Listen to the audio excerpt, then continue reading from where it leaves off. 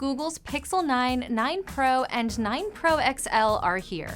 And yes, you heard me, the Pro comes in two sizes this year, regular and XL. The Pixel 9 series comes with many of the improvements you'd expect from a new phone when it comes to the camera, design, and processor. That's especially true for the Pixel 9 Pro, which comes in two sizes, the 6.3-inch Pro and the 6.8-inch Pro XL. But more importantly, these devices also provide a closer look at how Google sees AI playing a bigger role in our smartphones moving forward. And based on what I've seen so far, I think Google's ideas seem more practical in everyday use than Samsung's Galaxy AI. But I'll have to spend more time with the devices to really know for sure. First, here's a look at what's new. All three phones run on Google's Tensor G4 processor. They also have a fresh new look with flatter sides and some camera improvements. The Pro gets a new 42-megapixel selfie camera, while the regular Pixel 9 has a 48-megapixel ultra-wide camera. That's in addition to the 50-megapixel wide camera on all models and the 48-megapixel telephoto camera on the Pros. You'll also be able to take better panoramic shots, especially in low light, and Video Boost on the Pro models can now upscale footage to 8K.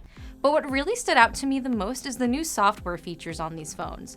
Google gave us a taste of how it sees AI being useful on the Pixel 8 last year, and now it's expanded on that by sprinkling new features throughout the operating system in areas like the camera, the phone app, and even the weather app. One of my favorites is the new Screenshots app, which analyzes your screenshots so that it can answer questions. It's really meant for instances in which you're looking for something quickly, like maybe a Wi-Fi password, and you don't want to go hunting through your camera roll to look for the right screenshot.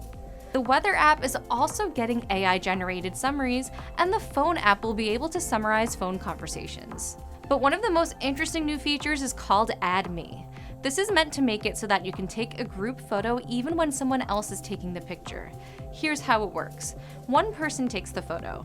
Then another member of the group steps out of the photo to take a second picture, and then the photographer steps in.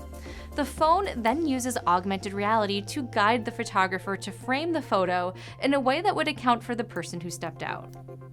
After that, it merges the images together to create a photo where everyone is in it.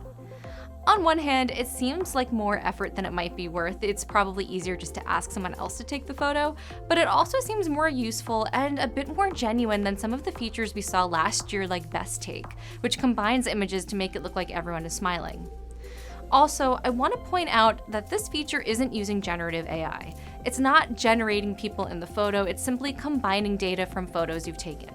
But generative AI is cropping up in other apps. There's an image generator called Pixel Studio for creating new images based on prompts, and Reimagine, which feels like an evolution of Magic Editor.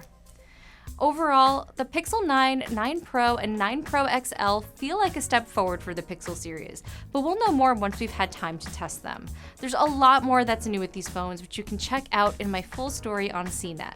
Thanks for watching, and I'll see you next time.